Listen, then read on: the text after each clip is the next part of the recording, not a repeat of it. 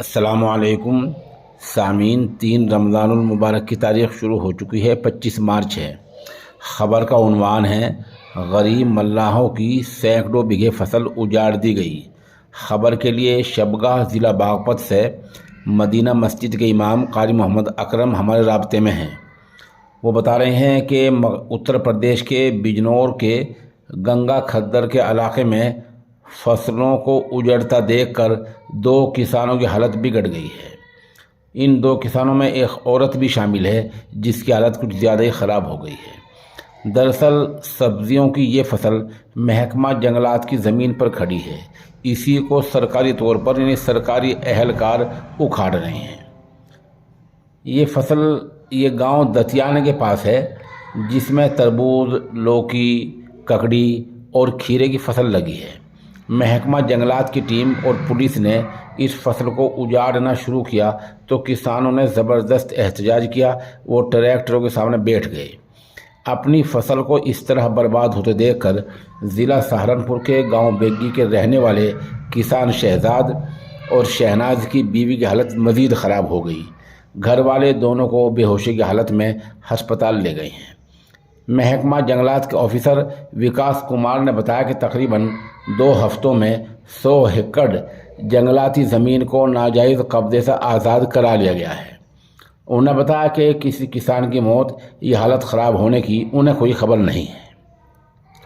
بتا دیں کہ میرٹھ، مظفر نگر، سہارنپور، شاملی، باغپت اور دوسرے اضلاع کے سینکڑوں ملاح اپنے خاندانوں کے ساتھ گاؤں جلیل پور کے گنگا کھدر علاقے میں ہزاروں بیگھے زمین پر لوکی، ککڑی، کھیرا، تربوز، خربوزہ وغیرہ کی فصلیں اگاتے ہیں۔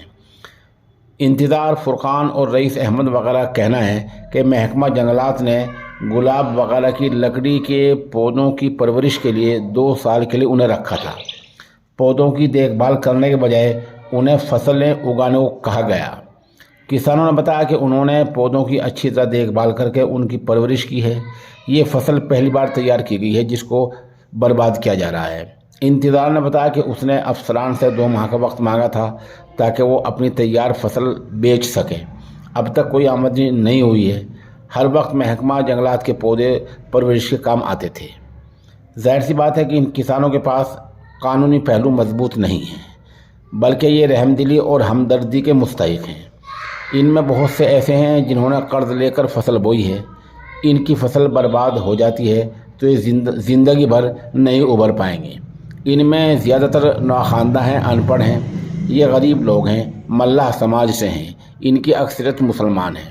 اس لیے ملی جماعتوں کو چاہیے کہ وہ بروقت مقامی انتظامیہ سے، ایس ڈی ایم سے، ضلع کلکٹر سے مل کر کوئی بیچ کا راستہ نکال لیں تاکہ ان غریبوں کو نقصان نہ ہو اور سرکار کی بات بھی رہ جائے۔ اسی طرح وقت گزرتا رہا چند روز میں ہی یہ سب سڑکوں پر ہوں گے اور پوری طرح برباد ہو چکے ہوں گے۔